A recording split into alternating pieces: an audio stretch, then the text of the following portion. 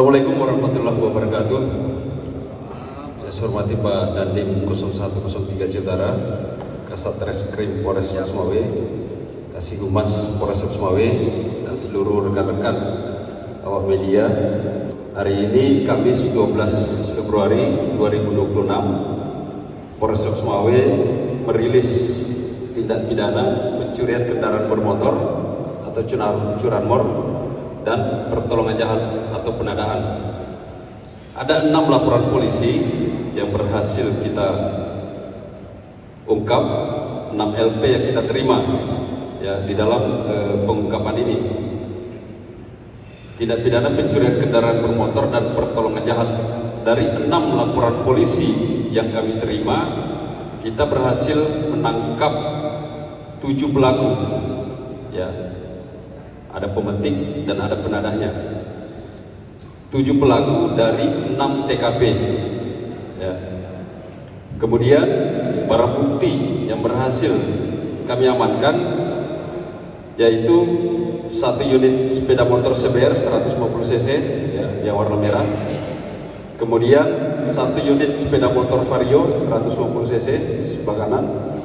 Kemudian Honda Scoopy ya, sebelah kiri ujung.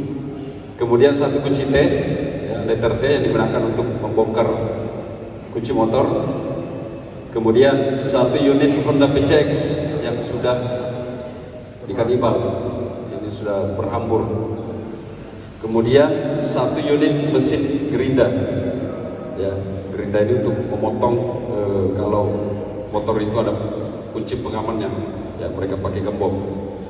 Kemudian dari 7 tersangka, yang pertama adalah inisial RZ. RZ ini adalah pemetik, warga Desa Utenkot, Kecamatan Muara II, Kota Sumawe. Tersangka yang kedua adalah MAS. Ini juga adalah pemetik, beralamat di Banda Masen, Kecamatan Banda Sakti, Kota Sumawe. Kemudian tersangka ketiga adalah Aset. Ini adalah yang mengajak untuk melakukan pencurian sepeda motor, warga Kromsenong, Kecamatan Kota Makmur, Kabupaten Aceh Utara. Kemudian tersangka keempat adalah S. S ini adalah penadah dari barang curian, yaitu sepeda motor, warga Blambul Panjo, Kecamatan Blambangan, Kabupaten Kota Sumawe. Kemudian tersangka kelima adalah MA. MA ini adalah penadah, warga Payapunten, Kecamatan Muara II, Kota Sumawe. Kemudian tersangka keenam adalah RA, juga penadah, warga Uten Bayi, Kecamatan Banda Sakti, Kota Sumawe. Dan tersangka ketujuh adalah RA, yang penadah, warga Hagu Tengah, Kecamatan Banda Sakti, Kota Sumawe.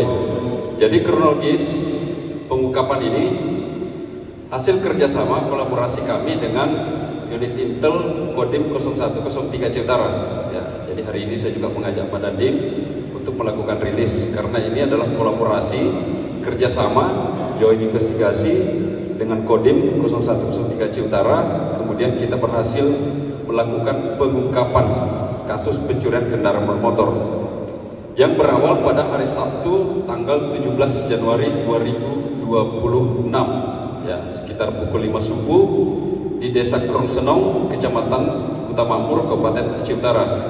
Jadi pertama kali pencurian kita terima laporan di tanggal 17 Januari. Kemudian kami melakukan penyelidikan tahun 2003 tentang pencurian kendaraan bermotor dan pertolongan jahat atau penadahan.